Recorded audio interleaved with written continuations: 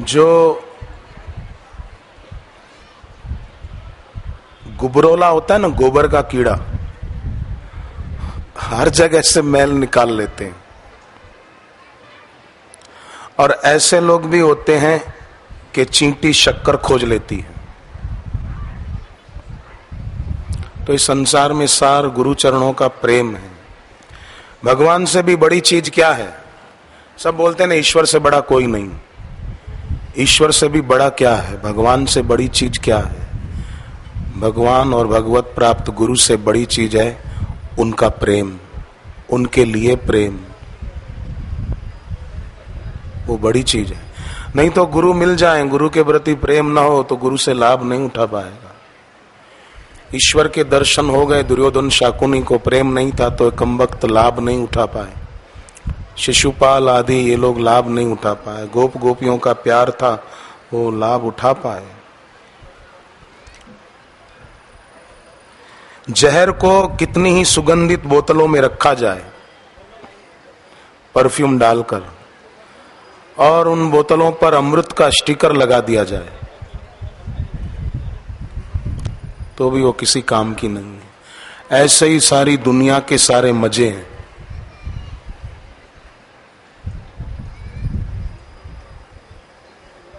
जैसे जहर को सुगंधित बोतलों में रखकर अमृत के स्टिकर लगा दिए। बड़े बड़े मॉल बन गए लोगों को आकर्षक करने वाले।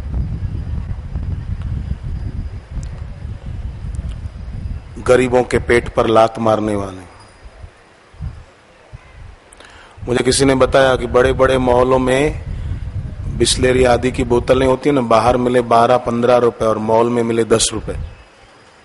ये क्या है? ठगी है। बोले क्यों ठगी है? 10 रुपए में दे रहे हैं, बाहर 12-15 रुपए में दे रहे हैं। अरे 10 रुपए में दे रहे हैं दूसरी चीजें।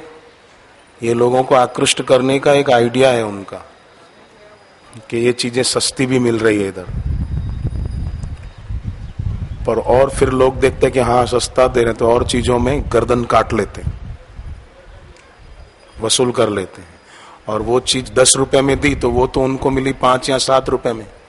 इतनी होलसेल में इतनी ज्यादा ले ली, इतनी क्वांटिटी में ली उन्होंने बोतलें कि वो लोग 10 रुपए में भी 2-3 रुपए 4 रुपए कमा रहे हैं एक बोतल पे। पर दूसरी में इसमें गरीबों का बहुत शोषण हो रहा है। मध्यम वर्गीय लोगों का छोटी छोटी दुकानें जो चलाते हैं, सब्जी की, फ्रूट की या और कोई दुकानें, उनका बेचारों का बड़ा शोषण हो जाता है। वो बड़े परेशान रहते हैं। इसलिए उन सब को भी अपना घेरा मजबूत बनाना चाहिए रक्षा का, जिससे कि उनको ऐसी कोई तकलीफों का सामना न करना पड़े। तो वो घेरा क्या है? सुरत वर्धनम शोकनाशनम। मतलब अपना प्रेम अपने आराध्य में बढ़े और विचार पूर्वक की सात्विक श्रद्धा हो। हम भावुक भगतड़े न बन के अर्जुन, मीरा, शबरी, इन्होंने जो मार्ग अपनाया, ऐसे भक्त, मजबूत भक्त बने। हम द्वैत हमारे भीतर से विदाई ले लें। और जैसे जालीदार टोकरी हो, उसमें पानी नहीं टिक सकता, कितना ही भरो खाली। जालीदार टोकरी में पानी नहीं टिक सकता। उसी प्रकार जिसके अंदर छिद्रान्वेषणी वृत्ति है, उसके अंदर ज्ञान, भक्ति और गुरु प्रेम टिक नहीं पाएगा। छिद्रान्वेषणी वृत्ति दूसरों के ही दोष देखता रहता है। कईयों की नजर दूसरों पर ही होती है। ये उससे बात कर रहा था, ये पेप्सी पी रहा था, ये कॉफी पी रही थी, ये चाय पी रही थी। पिया, तुझे क्या लेना देना? वो तो चाय पी के भूल गए, तू चाय को दिमाग में लेके घूम रहा है। उसका उसके साथ है कर्म, तेरा तेरे साथ है। जालीदार टोकरी न बने, सारा पानी बह जाएगा।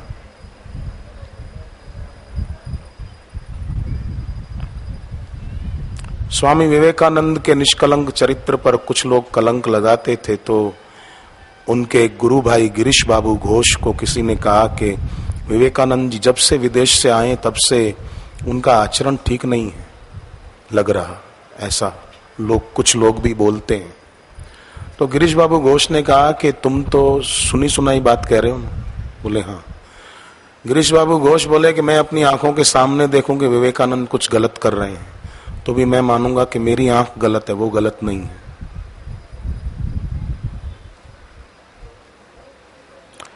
ऐसा गिरीश बाबू घोष का अपने गुरु भाई स्वामी विवेकानंद के लिए प्रेम विश्वास था। तो गुरु चरणों में प्रेम सार है और किसी वस्तु व्यक्ति में आसक्ति या छिद्रान्वेषणी वृत्ति क्षार है। क्षार, प्रेम सार है, मोह क्षार है। तो क्षार नुकसान करेगा, सार सुखी करेगा।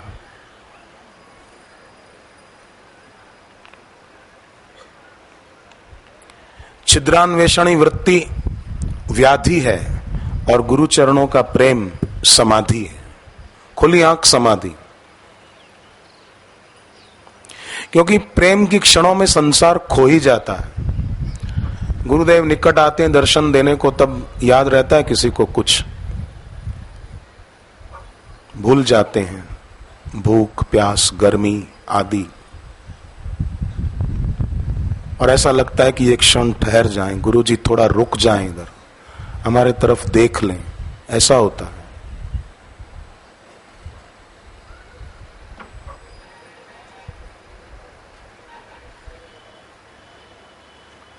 तो ऐसा भाव हमेशा बना रहता है।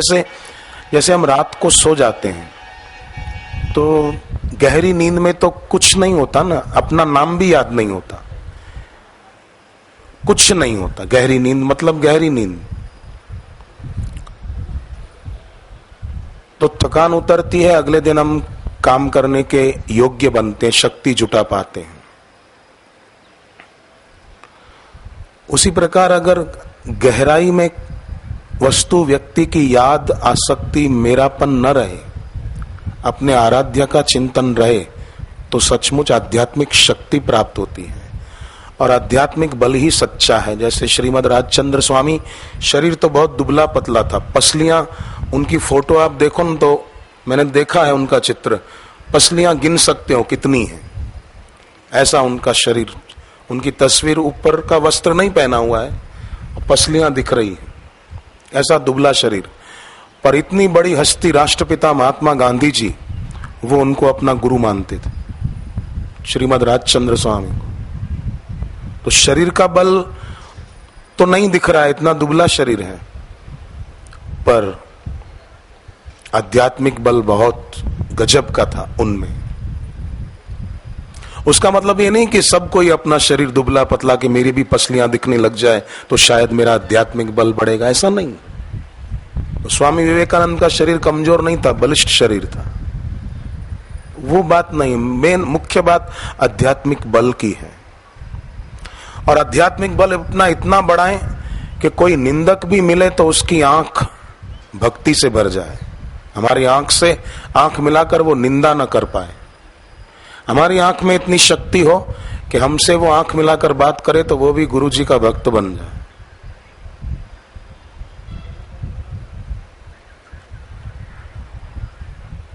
मुझे किसी ने कहा कि कोई निंदा करा है हमारे सामने और हम क्या करें। मैंने कहा क्या करे, क्या बोल दो, गीदड़ चांद के सामने भी विलाप ही करता है, वहां वहां वहां। चंद्रमा को देखकर खुश नहीं होता। हम लोग कैसे रात को चंद्रमा दिखे तो वाह भाई, गीता में भगवान ने कहा है नक्षत्राणाम अहम शशि, नक्षत्रों का अधिपति चंद्रमा मैं हूं, वाह वाह। ओम सोमाय नमः, ओम चंद्रमसे नमः, ओम रोहिणी कांताय नमः। इससे बहुत फायदा होता है। भगवान की विभूतियों में भगवत भाव करने से, सूर्य को अर्घ्य दो तो ये भाव से अर्घ्य दो, वाह वाह प्रभु। गीता में आपने कहा है ज्योतिषाम रविरंशुमान, इतना याद नहीं रहेगा? आधा श्लोक का आधा चरण, आधे श्लोक का आधा, चौथा चरण श्लोक का, ज्योतिषाम रविरंशुमान। आपने गीता में कहा है ज्योतियों में सूर्य मैं हूं, वाह भगवान, मेरा अर्घ्य स्वीकारो और मेरी भक्ति बढ़ाओ। चंद्रमा रात को दिखे आकाश में, वाह भगवान, आपने गीता में कहा है नक्षत्रों का अधिपति चंद्रमा मैं हूं, वाह वाह। ओम सोमाय नमः, ओम नमो भगवते वासुदेवाय। बहुत आनंद आएगा। सूर्य पर नजर पड़े तो ये गीता का ज्योतिषाम रविरंशुमान, ज्योतिषाम रविरंशुमान, और चंद्रमा पर नजर पड़े नक्षत्राणाम अहम शशि। हे भगवान, गीता का वचन है आपका ही, नक्षत्राणाम अहम शशि, नक्षत्रों का अधिपति चंद्रमा मैं हूँ। गंगा पर नजर पड़े तो वाह वाह, आपने गीता में कहा है नदियों में गंगा मैं हूँ। पीपल पर नजर पड़े तो वाह वाह भगवान, आपने कहा है वृक्षों में पीपल मैं हूँ।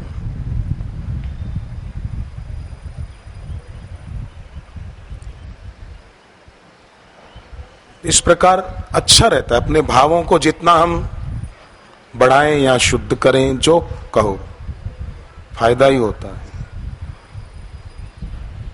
उल्लू सूर्य के सामने भी अंधा ही बना रहता है, उसी प्रकार जिनको गुरु की महिमा का पता नहीं, वो गुरु के सामने होते हुए भी गुरु से लाभ नहीं उठा पाते, गुरु के प्रति भक्ति भाव नहीं रख पाते हैं। जालीदार टोकरियां हैं ये, जो भी निंदा करने वाले हैं ना, जालीदार टोकरियां,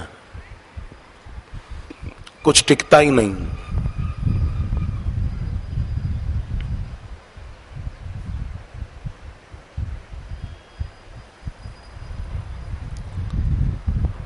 मूढ़ताएं बड़ी गहरी है। देखो, भागवत के गोपी गीत में एक बात आती है, अटति यद भवान अनहि काननम त्रुटिर युगायते त्वाम पश्यताम। गोपियां कहती है कि आपके दर्शन के बिना अगर एक क्षण भी जाता है तो वो एक युग के समान लगता है हमको। ये कितनी अच्छी बात कही है। त्रुटिर युगायते त्वाम पश्यताम, मतलब अपने आराध्य का विस्मरण विनाशकारी है, ये संकेत है।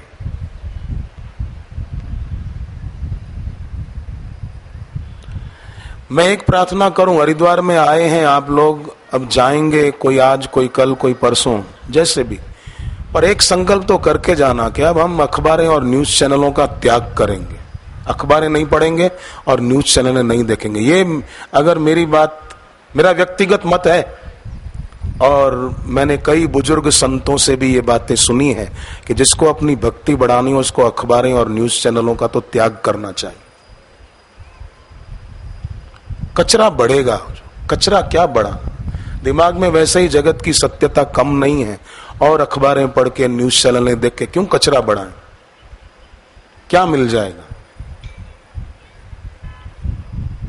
जगत की सत्यता ही बढ़ेगी। आप ये पक्का करें, हमको गुरुदेव के आदेश अनुसार भगवान की सत्यता का अनुभव करना है, और ईश्वर की सत्यता के बारे में ही जानकारी, ईश्वर की जानकारी जितनी बढ़ेगी उतना ईश्वर में, गुरु में अनुराग बढ़ेगा। और दुनिया की अखबारें और न्यूज चैनल देखकर दुनिया की जानकारी जितनी बढ़ेगी उतना राग द्वेष और मेरा तेरा बढ़ेगा, भेद बुद्धि पक्की होगी। तो आप ये निर्णय करें कि हमें भेद बुद्धि बनाए रखनी है या भेद बुद्धि से मुक्ति पानी है, द्वैत पक्का करना है या अद्वैत में स्थिति बनानी है, क्या चाहते हैं हम? तो फिर ये कचरा छोड़ना पड़ेगा।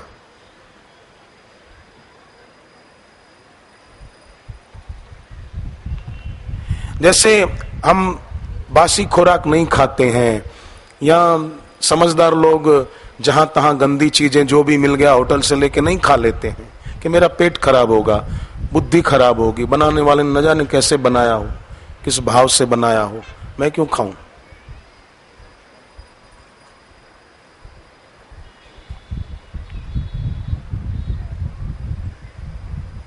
उसी प्रकार ये जो कचरा है न्यूज चैनलों का और अखबारों का, जगत की सत्यता का, उससे मेरा व्यक्तिगत मत है कि हम अछूते रहें तो अच्छा है।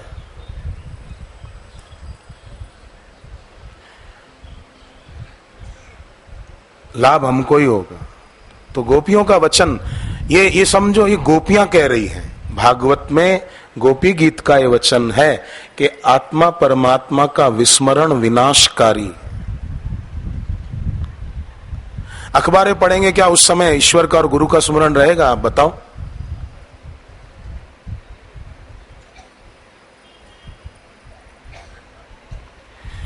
रिमोट लेकर न्यूज चैनलें देख लेंगे तो उससे भगवान का और गुरु का स्मरण बढ़ेगा। भेद दृष्टि पैदा होगी और भेद दृष्टि से दुख बढ़ेगा। जैसे कंस भेद बुद्धि का प्रतीक है। कंस से लोग कितने दुखी रहते थे। ऐसे ही भेद बुद्धि जहां होगी वहां दुख, अशांति ये बढ़ेगी। इसलिए पक्का कर लें कि मुझे अब भेद बुद्धि बढ़ानी नहीं है, भेद बुद्धि का नाश करना है। जैसे आप अपने घर पे ऐसी व्यवस्था हो पाए कि बापूजी आपके घर आने वाले हों, समझो, कल्पना करो कि बापूजी मेरे घर आ रहे हैं मेरे घर को पवित्र करने, तो आप क्या करोगे? पूरा घर साफ कर दोगे, हर कमरे में नई चादरें बिछा दोगे, साफ सफाई, फूलों से सजाओगे घर, सुगंधित धूप कर दोगे।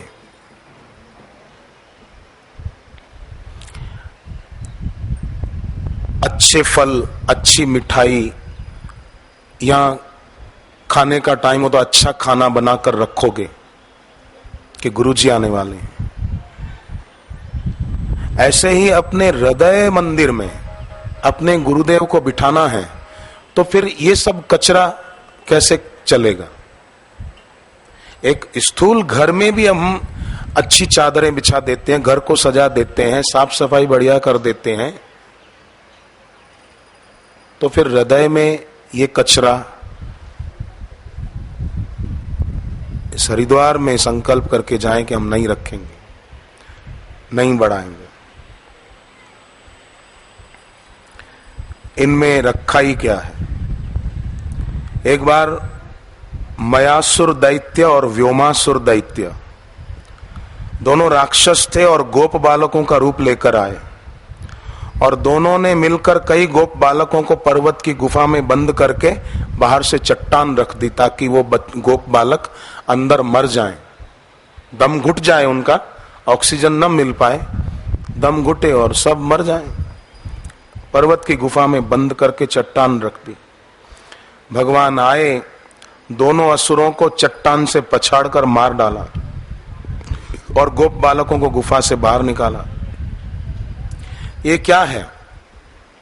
पर्वत की गुफा तमोगुण रूपी जड़ता है।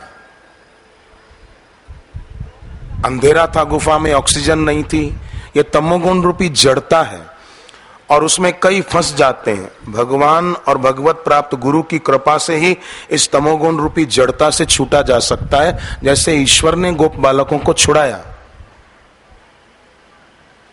तो ये जिन बातों को पढ़ने से और जिन न्यूज चैनलों को देखने से जगत की सत्यता बढ़ती है, ये समझो उस गुफा में ही फंस रहे हैं, तमोगुण रूपी जड़ता रूपी गुफा में फंसकर मर रहे हैं। चारों तरफ ऐसा ही वातावरण बना रहे हैं और गुरु जी का तात्विक सत्संग सुनते हैं, ऋषि प्रसाद पढ़ते हैं, ईश्वर की और पुस्तक पढ़ते हैं,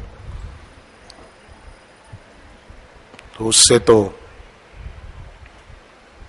भगवान की सत्यता का अनुभव करने के द्वार खुल जाएंगे हम सब साधकों के।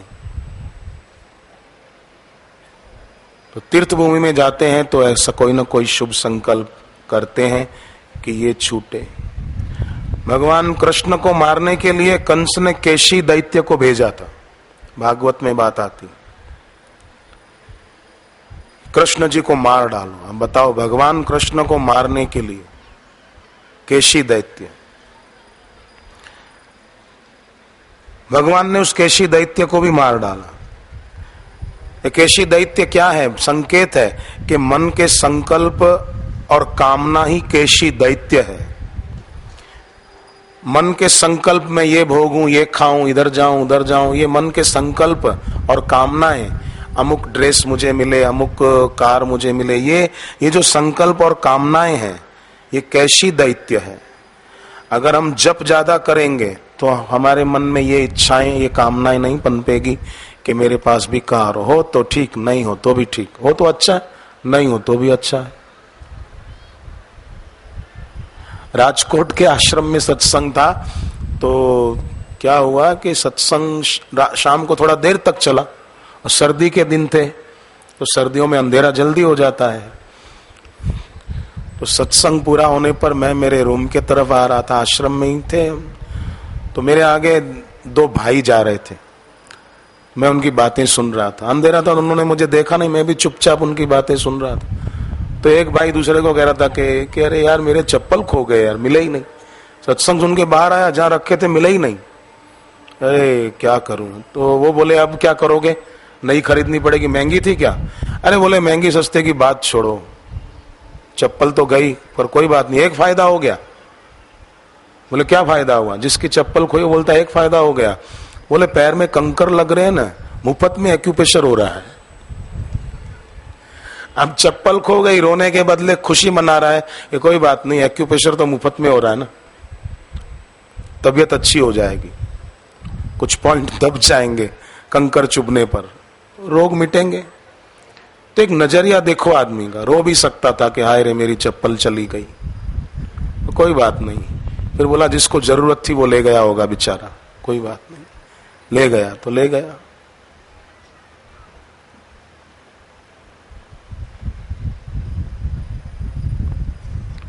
तो मन के संकल्प, कामना, ये केशी दैत्य है, भगवान ने उसको मारा। मतलब जो भगवान नाम गुरु मंत्र जपेगा वो मन के व्यर्थ के संकल्प और व्यर्थ की कामनाओं को मारने में और भक्ति बढ़ाने में सफल हो पाएगा। पर न्यूज चैनल ही देखता रहेगा और बेकार की बातें पढ़ता रहेगा तो फिर एक केशी दैत्य का जोर बढ़ जाएगा। इसलिए जब मौका मिले चुपचाप बैठ के मानसिक या माला से जप करें। अग्नि पुराण में स्वयं अग्निदेव वशिष्ठ जी को कहते हैं कि जिनको लगता हो कि मेरे को जीवन में बंधन बहुत है, उसको चलते फिरते बोलते रहना चाहिए ओम दामोदराय नमः, ओम दामोदराय नमः, ओम दामोदराय नमः। उसका मतलब ये नहीं कि व्यक्ति स्वच्छंद हो जाए। कोई जवान सोचे मेरे पर माता पिता का बंधन है, शिष्य सोचे मेरे को गुरु का बंधन है, और ओम दामोदराय नमः, ओम दामोदराय नमः, ओम दामोदराय नमः, तो भगवान खुश नहीं होंगे। भगवान और गुरु ये नहीं चाहेंगे कि कोई जगत की सत्यता में उलझे, वो ये नहीं चाहेंगे।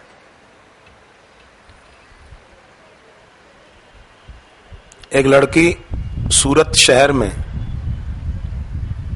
किसी चरित्रहीन लड़के के चक्कर में आ गई और उससे शादी भी करना चाहती थी। मुझे उसने बाद में सारी बात बताई। तो वो क्या करती थी, किसी से सुना, दीक्षा नहीं ली थी उसने तब, किसी से सुना कि सूरत के आश्रम में बापूजी ने शक्तिपात किया है और वटवृक्ष उसकी परिक्रमा करने से मनोकामना पूरी हो जाती है। तो मेरे माँ बाप तो उससे शादी नहीं करने दे रहे हैं, मैं जाती हूँ वहां बड़दादा को फेरे फिरूंगी तो मेरी शादी उस लड़के से हो जाएगी। तो वो इस भाव से फेरे फिरने आती थी, पर क्या हुआ, उल्टा दोनों में 36 का आंकड़ा हो गया। एक दूसरे का मुंह भी नहीं देखना चाहते थे।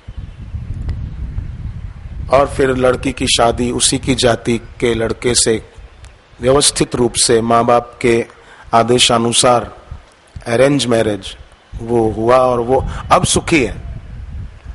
मुझे उसने बाद में बात बताई कि ऐसा हुआ मेरे साथ। मैंने कहा गुरु और ईश्वर वो हमें मनचाही वस्तुएं देने में नहीं मानते हैं, जिसमें हमारा हित है वो करने में मानते हैं। उसका उसमें भला नहीं था। जैसे एक और बहन ने बताया कि उसकी सगाई हो गई तो फिर सगाई टूट भी गई, रिश्ता टूट गया, तो लड़की को बड़ा दुख हुआ, उसके माँ बाप को दुख हुआ। वो रात को प्रार्थना कर रही थी कि बापू ऐसा क्यों हुआ, हमारी तो खूब बदनामी हुई। गुरुदेव ने कहा कोई बात नहीं, स्वप्ने में दर्शन दी उसको, कोई बात नहीं, ये रिश्ता मैंने ही तोड़वाया है। क्यों? गुरुजी ने कहा सीता जी की तो एक बार अग्नि परीक्षा हुई, अगर तेरी वहां शादी होती तो रोज अग्नि परीक्षा होती। अच्छा हुआ तू बच गई, तेरा रिश्ता देख कैसे अच्छे घर में होता है। फिर कुछ दिनों बाद ही बहुत अच्छे घर में उसका रिश्ता तय हुआ। वो लड़का भी इतना अच्छा, वो भी दीक्षा लेने आया उसके साथ। लड़की तो पहले ही ली हुई थी, वो फिर आया साथ में दीक्षा ली।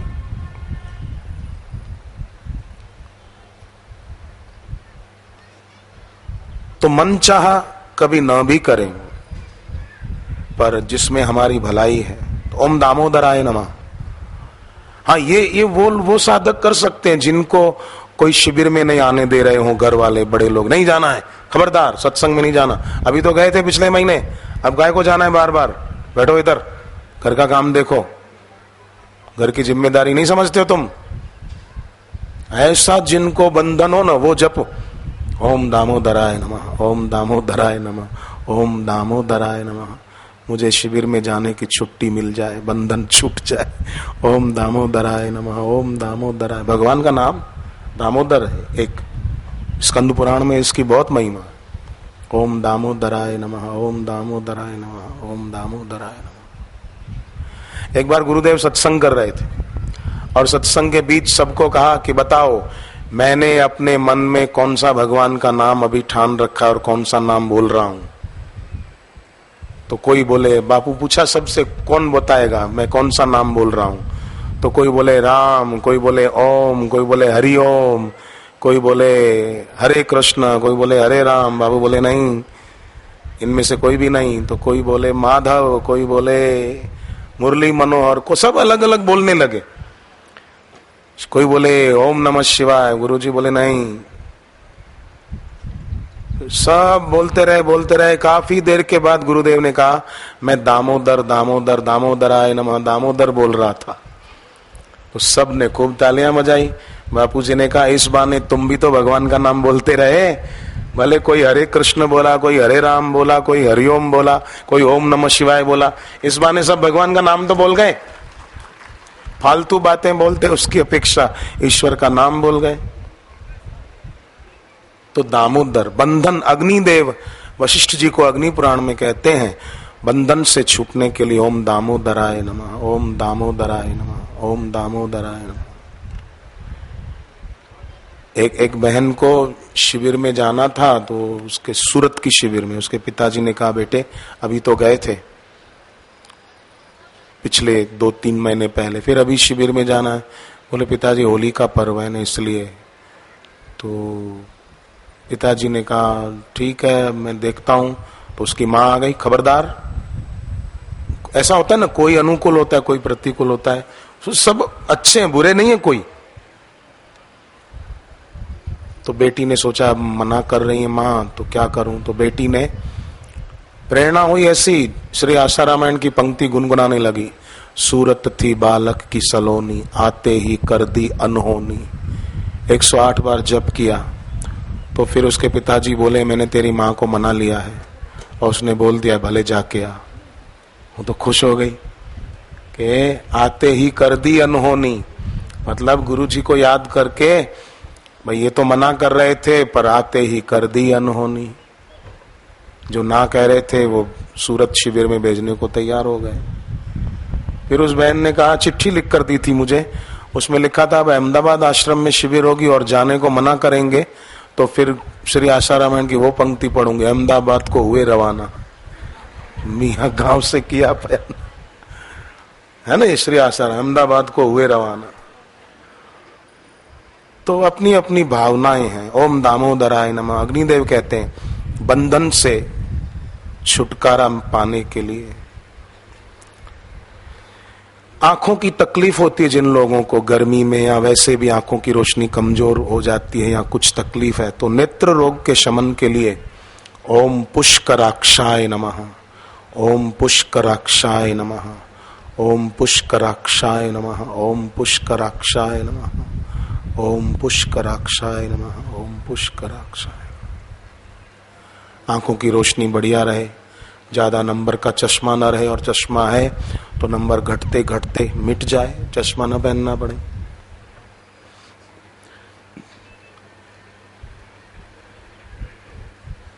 इस प्रकार अग्निदेव ने बहुत बातें बताई वशिष्ठ जी को।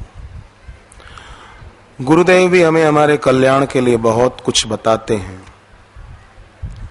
वे धनभागी हैं जो गुरु वचनों के अनुसार अंतर यात्रा कर पाते हैं।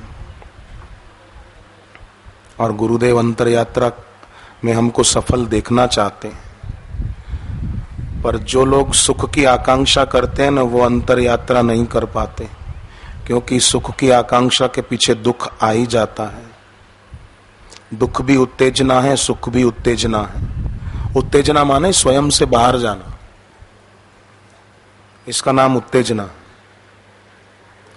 जैसे सरोवर में लहरें सरोवर के कारण नहीं उठती है, ध्यान देंगे तो समझ में आएगी ये बात। सरोवर में लहरें सरोवर के कारण नहीं उठती, हवाओं के प्रभाव से सरोवर में लहरें उठती है।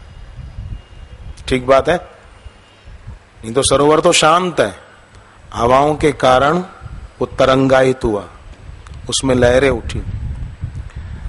तो लहरें उठी माने सरोवर स्वयं के अलावा बाहर हवा से प्रभावित हो रहा है, तभी तरंगे उठी ना। ऐसे ही कोई स्वयं के अलावा किसी वस्तु और व्यक्ति से प्रभावित हो रहा है, तभी इच्छाएं उठी, तभी इच्छाओं की लहरें उठी। जब प्रभावित ही ना हो तो तरंगे क्यों उठेगी? और अप्रभावित कौन रहेगा? जो जान पाएगा कि भगवान और भगवत प्राप्त गुरु, जैसे अर्जुन ने गीता में भगवान को कहा, पितासि लोकस्य चराचरस्य त्वमस्य पूज्यश्च गुरु गरीयान्। आप पिता हैं चर अचर के, जड़ चेतन के, और पूजनीय हैं, गुरुओं के गुरु हैं। फिर आगे कितनी सुंदर बात कही 11वें अध्याय में, न त्वत्समोऽस्त्य भ्यधिकं कुतोऽन्य लोकत्रयेप्य अप्रतिम प्रभाव। तीनों लोकों में आपके समान कोई नहीं है, तो आपसे बढ़कर तो कोई कैसे होगा? लोकत्रयेप्य अप्रतिम प्रभाव, आपके समान कोई नहीं है तो आपसे बढ़कर कैसे होगा? बताओ, अब अर्जुन को कोई प्रभावित कर सकता है? जब उसको ये बात समझ में आ गई कि मेरे मालिक के समान कोई नहीं है, तो स्वामी से बढ़कर तो कोई कैसे होगा? ऐसे ही हम साधकों को हो जाए कि मेरे गुरुदेव के समान कोई नहीं है, तो गुरुदेव से बढ़कर तो कोई कैसे होगा जो मुझे प्रभावित कर सके। तो सरोवर में तरंगे उठी हवाओं के कारण, मतलब सरोवर हवाओं से प्रभावित हो रहा है तभी तरंगे उठी। उसी प्रकार व्यक्ति किसी से प्रभावित हो रहा है तभी इच्छाओं और वासनाओं की तरंगे उठी। तो जब अर्जुन की तरह बात समझ में आ जाए तो फिर कोई प्रभावित करने वाला रहा ही नहीं। लोकत्रयेप्य अप्रतिम प्रभाव।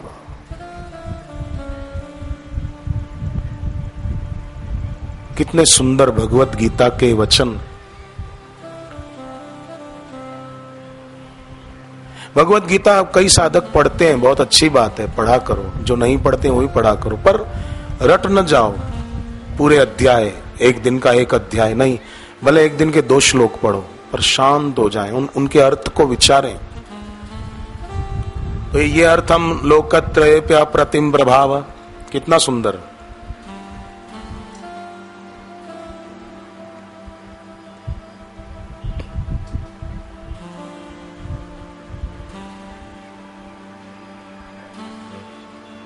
कितना सुंदर संबोधन है। तो व्यक्ति का अंतःकरण प्रभावित होता है बाहर से, फिर तरंगे उठती रहती है सुख की, दुख की, आकांक्षाओं की। मुझे ये मिल जाए, मुझे वो मिल जाए। तो गुरुदेव के सत्संग के प्रभाव से जब अंतःकरण अप्रभावित रहता है तो उसी स्थिति का नाम आत्मानंद है, परमानंद है। जो कभी मिटे नहीं। सुख दुख छीने जा सकते हैं क्योंकि बाहर से प्रभावित होने पर आए थे, वो छीने जा सकते, आनंद छीना नहीं जा सकता। इसलिए दुख आने पर सुख की आशा न हो और सुख की स्मृति न हो। दुख आने पर भगवान की, भगवत प्राप्त गुरुदेव की स्मृति हो तो जरूर दुख को नष्ट होना पड़ेगा। दुख आने पर सुख की आशा और सुख की स्मृति तो ऐसी बात है कि जैसे अंधेरा हो गया है और कोई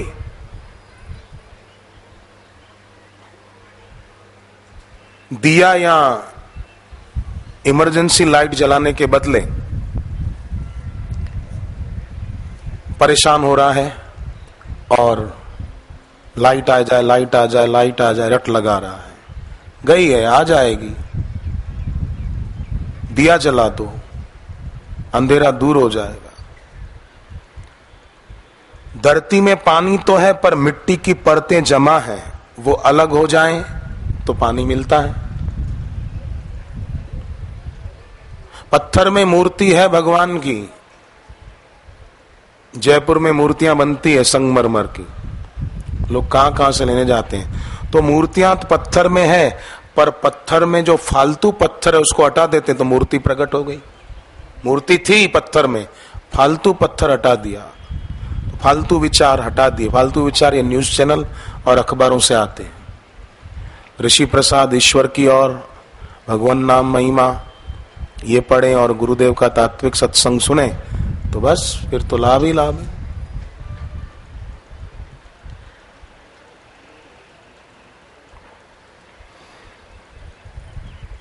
बाहर की प्रभावों की परतें वो हट जाएगी। जैसे मिट्टी की परतें हटी तो पानी मिला, ऐसे सत्संग ध्यान साधना से बाहर के प्रभावों की परतें जो जमा हो गई थी वो हट गई। कुआं होता है ना, कुआं खेत में खोदते हैं ना, किसान लोग तैयार कराते हैं, तो कुआं दो तरह से खोदा जाता है। एक तो ऊपर से परतें हटाते जाओ, मिट्टी की परतें हटाते जाओ, हटाते जाओ, हटाते जाओ तो पानी मिल जाएगा। दूसरा, नीचे से डायनामाइट लगाओ, विस्फोट करो, है ना, विस्फोट करो तो कुआं तैयार हो जाएगा, पानी मिल जाएगा।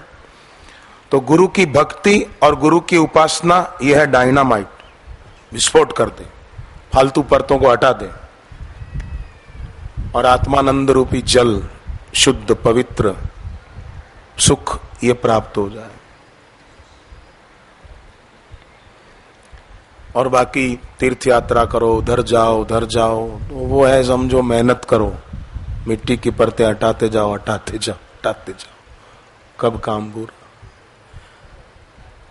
एक साधक ने खेत में कुआं तैयार कराया, पानी आया खारा, सोचा अब क्या करूं। तो अहमदाबाद आश्रम से जल लाए थे बड़दादा का परिक्रमा करके, तो गुरु मंत्र का जप किया और 108 पाठ किए श्री आशा रामायण के, और प्रार्थना पूर्वक ओम वम वरुणाय नमः, ओम वम वरुणाय नमः ये भी जप किया, जल के अधिष्ठाता देव। और फिर वो जल कुएं में डाल दिया। उसी ने बताया हमको कि उस कुएं के पानी का खारापन चला गया, अब बढ़िया है। अब खारापन गया तो पानी खेती के काम आ रहा है। ऐसे ही भीतर उपासना का, श्रद्धा का अमृत जब आ जाए तो खारापन जो भी है आकर्षण और इच्छा का वो खत्म। अंग्रेजी में आंख को आई कहते हैं, है ना, और अंग्रेजी में मैं को भी आई कहते हैं, स्पेलिंग अलग होती है। आंख के लिए जो आई कहा गया और मैं के लिए अंग्रेजी में मैं को भी आई, आंख को भी आई। तो अगर आई खो जाए, मैं खो जाए तो फिर क्या होगा? आंख को भी आई कहते हैं, मैं को भी आई कहते हैं। तो एक बार अगर मैं खो जाए तो आंख भी खो जाए। आंख खो जाए मतलब द्वैत खो जाए, दृश्य खो जाए,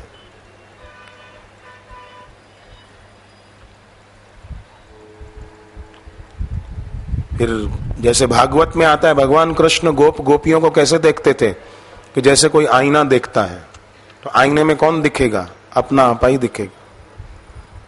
तो मैं खो जाए तो आंख भी खो जाए।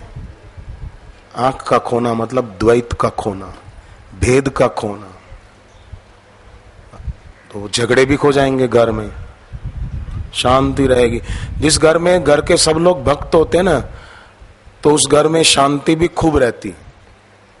फिर भले पैसे लाखों करोड़ों रुपए ना हो, पर आत्म शांति, आत्म सुख, आत्म संतोष ये बहुत होता है। और यही तो पते की बात है, यही तो काम की चीज है।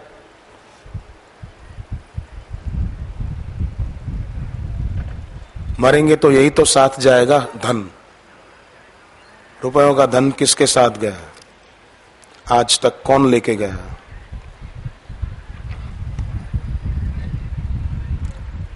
एक नगर में एक महात्मा ठहरे हुए थे। महात्मा भी बड़े मजबूत थे।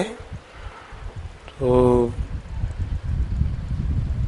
महात्मा के एक बड़े प्रेमी निकट के, जो महात्मा से उज्जत भी कर लेते थे, तो एक दिन उसने महात्मा को कहा, महाराज जी मेरा एक परिचित है ज्योतिषी, उसको लाऊं, मैं चाहता हूं वो आपको देखे, आपका हाथ देखे और कुछ बताए। महात्मा ने कहा, मैं नहीं दिखाऊंगा हाथ। बोले नहीं, मेरी इच्छा है महाराज। वो लेके ही आया ज्योतिषी को। ज्योतिषी ने उस आदमी को कहा कि 500 रुपये फीस है मेरी हाथ देखने की। ऐसे ही नहीं मैं हाथ देखूंगा। अरे बोले हमारे गुरुजी हैं। बोले कोई बात नहीं, मेरा तो धंधा ही है ज्योतिष का, तो मैं तो 500 रुपये लूंगा। उसने कहा ठीक है तू चल तो सही। गुरुजी को कहा, गुरुजी जरा आप मेरी इतनी प्रार्थना मानो, जरा इसको देखने दो। गुरुजी ने कहा देख। गुरुजी को तो मजा लेना था बस, देखो। तो वो तो हाथ देखने वाले तो ऐसे कई, तो कोई सच्चे भी होते हैं, पर कोई बेचारे ऐसे भी होते हैं। ज्योतिष की किताबें तो होती है, उसमें हस्तरेखाओं का ज्ञान तो होता ही है। ये आयु की रेखा, ये धन की रेखा, ये इसकी रेखा, ये शादी की रेखा, ये सब होता ही है ज्योतिष की किताबों में। कोई अच्छे सच्चे जानकार भी होते हैं, उनको तो नमस्कार है। और उसका मतलब ये नहीं जानकार हो तो हम हाथ दिखाते फिर, जरा मेरा हाथ देखो, मेरा हाथ देखो। जो हाथ गुरु के चरणों में झुकना चाहिए, वो हाथ किसी के सामने क्यों फैलाया जाए कि मेरा हाथ देखो, मेरा हाथ देखो। नहीं फैलाना। वो हाथ गुरु के चरण पे रखने के लिए था, किसी के हाथ में देने के लिए नहीं कि मेरा हाथ देखो।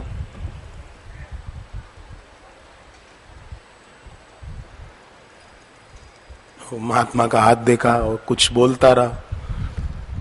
फिर उसने कहा महाराज जी के सामने ही कि मेरी फीस 500 रुपया। महाराज ने कहा कि तू है ना, सुबह जब घर से निकले ना, तो देख लिया कर कि आज मेरे भाग्य में 500 रुपया है कि नहीं है। तुझे मेरा हाथ देखकर पता नहीं चला कि महात्मा मेरे को पैसे देने वाले नहीं है? ये भी तो पता चलना चाहिए था तेरे को। और इधर से पता नहीं चला तो तेरे हाथ में देख लिया कर कि आज कुछ मिलेगा कि नहीं मिलेगा। महात्मा ने समझाया कि हाथ की रेखाएं और जन्म पत्री भले कुछ कहती हो, उनमें होने की बात लिखी होती है प्यारे, करना इंसान के हाथ में है। वो जो चाहे और जैसा चाहे अपना भाग्य बना सकता है। विद्यार्थी जैसा पेपर देगा ऐसा रिजल्ट आएगा। पेपर ठीक से दिया नहीं और हनुमान जी को प्रार्थना कर रहा है कि मेरा ये काम हो जाए, मेरा रिजल्ट अच्छा आ जाए। तूने जैसा दिया है ऐसा ही रिजल्ट आएगा। एक लड़का मेरे को बोला कि मेरा रिजल्ट आने वाला है, आप आशीर्वाद दो मैं अच्छी तरह पास हो जाऊं। मैंने कहा इसमें कोई आशीर्वाद काम नहीं करेगा। तूने पेपर जैसा दिया है ऐसा रिजल्ट आएगा। उसमें कोई जादू मंत्र ये फिर बातें करे, हाँ मैं कहता हूं तू पास ही हो जाएगा बच्चा, ये सब फिर ठग विद्या। नहीं, तूने पहले, हाँ पेपर देने से पहले पूछा होता तो मैं युक्ति बताता कि अच्छे नंबरों से पास कैसे हुआ जाए। ईशान कोण की तरफ मुंह करके पढ़ो, जीभ को तालू में लगाते हुए पढ़ो, पेपर देते समय घबराओ नहीं, जीभ तालू में लगाए रखो, शंख पुष्पी का सेवन करो, सर्दियों में तिल के लड्डू घर पे बना के रखो विद्यार्थियों के लिए। दोपहर को खाना खाने के बाद विद्यार्थी एक तिल का लड्डू चबाकर खाए, याद शक्ति उसकी बढ़िया होगी। तो ये उपाय हैं जिससे पेपर अच्छा जाए। पेपर अच्छा जाएगा तो रिजल्ट अपने आप अच्छा आएगा।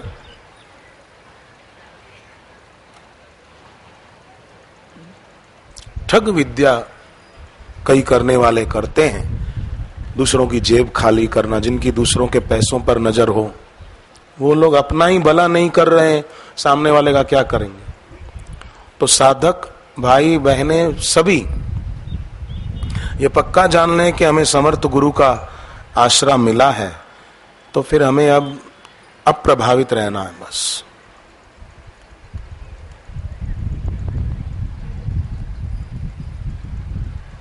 उपाय जो इन दिनों सत्संगों में सुने हैं कई, आज तो मुझे लगता है कई लोगों ने जल में खड़े होकर, जिन्होंने कल सुना गायत्री मंत्र जरूर जपा होगा। जिन्होंने जपा हाथ ऊपर करो, आज जिन्होंने जपा देखो फायदा हो गया। ठीक, धन्यवाद।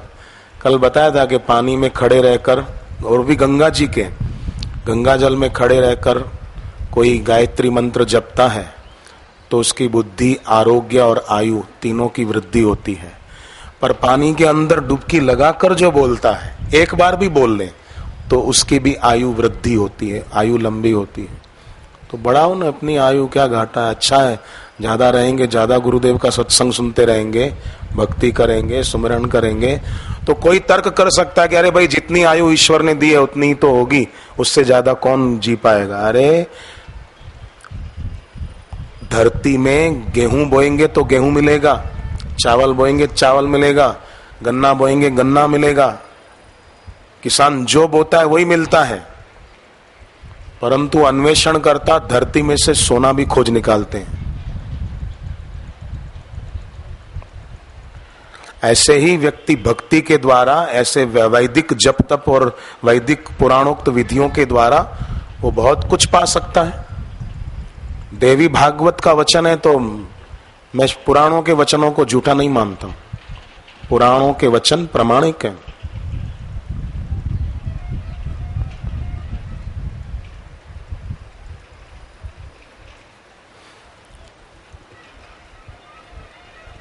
इसलिए उनमें कभी अविश्वास नहीं करना चाहिए।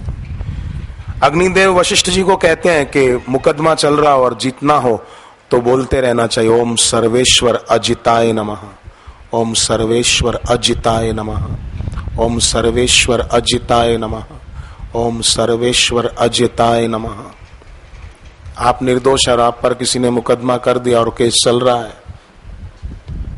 तो केस के कागज घर में पूरब और उत्तर के बीच ईशान कोण में रखो, और ऊपर गणपति जी और गुरु जी की तस्वीर हो, उसके नीचे ईशान कोण में रख दो, और ओम सर्वेश्वर अजिताय नमः, ओम सर्वेश्वर अजिताय नमः, ओम सर्वेश्वर अजिताय नमः।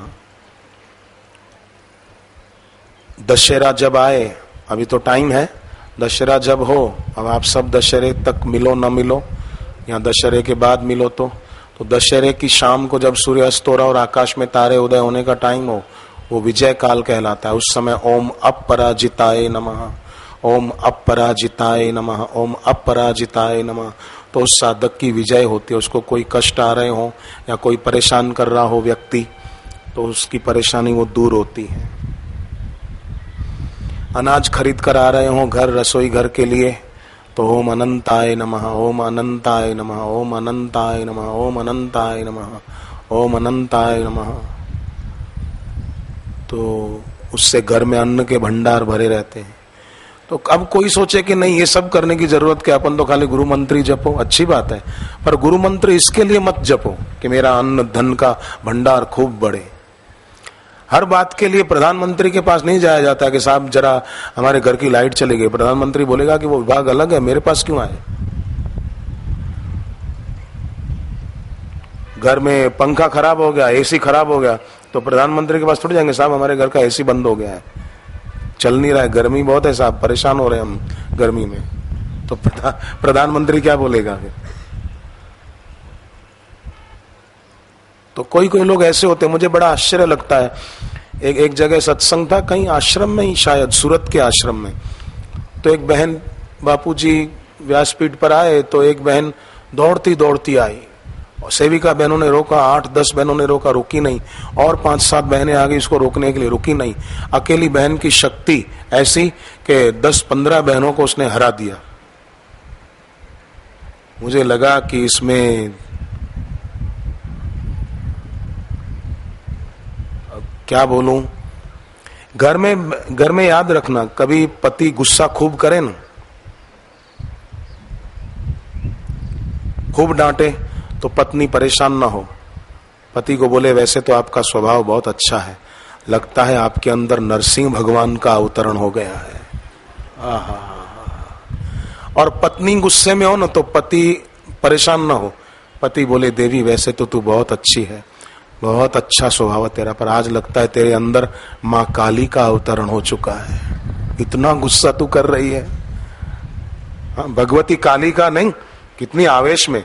शिव जी आ गए उनके आगे, वो चित्र देखा होगा माँ काली के आगे शिव जी नीचे लेटे हैं, तो शिव जी को देखते ही वो माँ काली की जीभ बाहर, ऐसी फोटो और मंदिरों में मूर्तियां हम देखते हैं, माँ काली की जीभ, अरे महादेव, माँ काली का क्रोध शांत हो गया।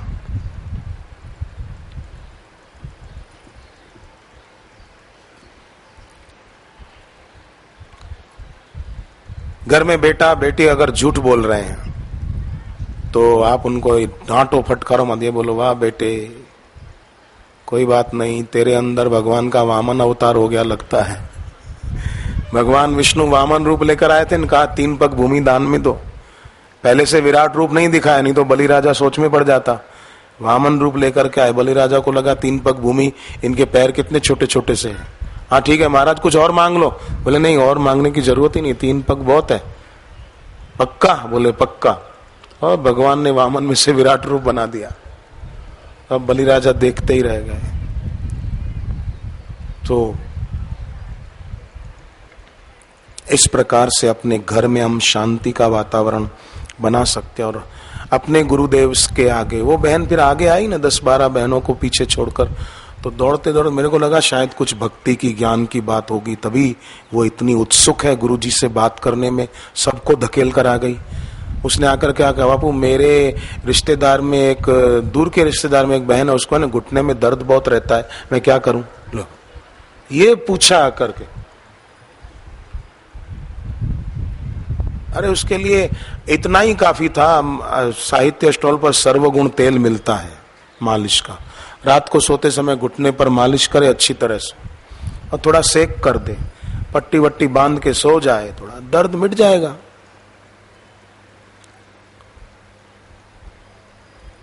बाजार के नमकीन और आलू की टिक्किया और समोसे ये खाना छोड़ दे तो दर्द अपने आप मिट जाएगा। 2 मित्रों ने फैसला किया आज से अपन बाहर का नहीं खाएंगे, आज से बंद, बाहर का बिल्कुल नहीं। थोड़े दिन बीते, 2 में से एक होटल के बाहर समोसा लेकर डिश में खाने की तैयारी में था, दूसरा आया, बोले क्यों, तूने तो कहा था बाहर का नहीं खाएंगे। उसने तुरंत समोसे के ऊपर का कवर हटाया, अंदर का खाते बोला अंदर का खा रहा हूं, बाहर का थोड़ी खा रहा हूं। ये आत्म प्रवंचना है, अपने आप को ही धोखा देना है।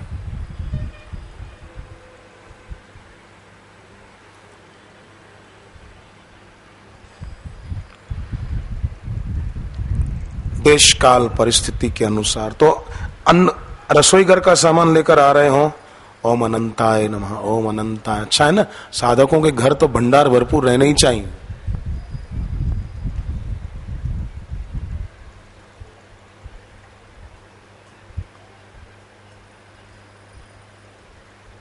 अपने साधक सभी निर्भर, निशोक, निश्चिंत जीवन जिए, कोई तनाव न रहे, ताकि साधना भक्ति खूब तेजी से आगे बढ़े हम सब की।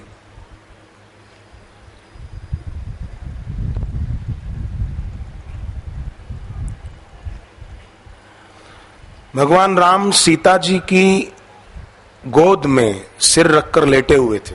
अब पति पत्नी है, लेटे हैं, अच्छा है, बुरा क्या है, पर इंद्रपुत्र जयंत कौवे का रूप लेकर आया कि ऐसे क्यों बैठे हैं? भगवान है साक्षात, ऐसे नहीं बैठना चाहिए। अरे भगवान है तो सीता जी उनकी पत्नी है, तो गोद में सिर रखकर लेटे, तुझे क्या तकलीफ है? तो उसने सीता जी के पैर के अंगूठे में चोंच से प्रहार किया। कौवे की चोंच कैसी होती है? नुकीली। सीता जी के अंगूठे से खून निकला। अब सीता जी ने सोचा कि मैं अपना घुटना या पैर हिलाऊंगी तो राम जी के आराम में विक्षेप पहुंचेगा। खून निकलने दिया, घुटना जरा सा भी नहीं हिलाया कि भगवान आराम कर रहे हैं। तो खून ज्यादा निकला।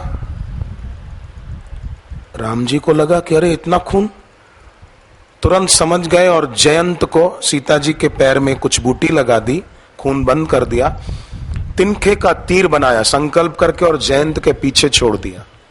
जयंत भागा रक्षा के लिए, और वो तीर भी राम जी का संकल्प था, जयंत के पीछे पीछे। जयंत को नारद जी ने देखा। नारद देखा विकल जयंता, लागी दया कोमल चित संता। देखा कि अरे बेचारा परेशान हो रहा है, तो नारद जी ने कहा कि तू है ना राम जी के पास ही जा, उनसे माफी मांग, तो ये तीर तुझे नहीं मारेगा, तेरा कुछ नहीं बिगाड़ेगा। तो बोले मैं राम जी के पास जाऊं, और फिर राम जी बोले कि पहले गया क्यों था? तो बोले तू बोल देना कि प्रभु मैं है ना आपका प्रभाव देखने गया था, कैसा है आपका प्रभाव और कहां तक है आपका प्रभाव, मैं आपका प्रभाव देखने गया था। वाह प्रभु, सब दूर आपका प्रभाव है, ऐसा बोल देना। तो बोलेंगे, फिर जयंत कहता है नारद जी को कि प्रभाव देखने गया था तो अब लौट के क्यों आया? तो बोले तू बोल देना प्रभु प्रभाव देखने गया था, पर अब स्वभाव देखने आपके पास आया हूं आपका। प्रभाव तो दूर जाकर देख लिया, नजदीक आकर आपका स्वभाव देखना चाहता हूं कि आप कैसे दयालु हैं और कितने दयालु हैं और क्षमा करने में कितने वीर हैं। बस तेरा काम हो जाएगा। और नारद जी की संत की सीख मिल गई, लागी दया कोमल चित संता, और वैसा ही किया, उसका तो काम मिल गया, भगवान से माफी मिल गई, आशीर्वाद मिल गया। तो ये बात मैं इसलिए आपके आगे रख रहा हूं कि हम सब साधक हैं, तो हम साधक भी अपने गुरुदेव का प्रभाव और गुरुदेव का स्वभाव ध्यान में रखें, तो हमें कभी कोई प्रभावित नहीं कर पाएगा और हमारे जीवन में कोई अभाव नहीं रहेगा। गुरु महिमा अपार महिमा, गुरु महिमा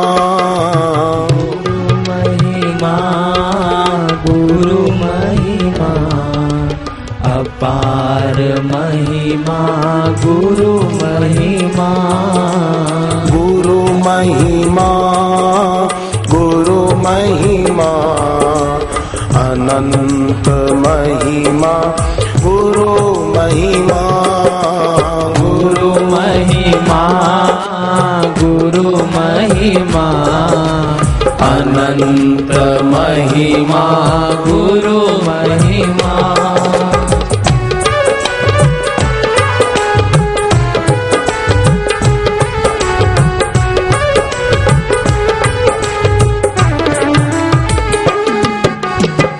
गुरु बिन मुक्ति ना पाई किसी ने, गुरु बिन मुक्ति ना पाई किसी ने, गुरु ही तारण हार है, गुरु ही तारण हार है। सार गुरु है, सार गुरु है, आधार गुरु है, गुरु ही पालन हार है, गुरु ही पालन हार है। गुरु महिमा, गुरु महिमा, वेदों में गाई गुरु महिमा, गुरु महिमा, गुरु महिमा, वेदों में गाई गुरु महिमा।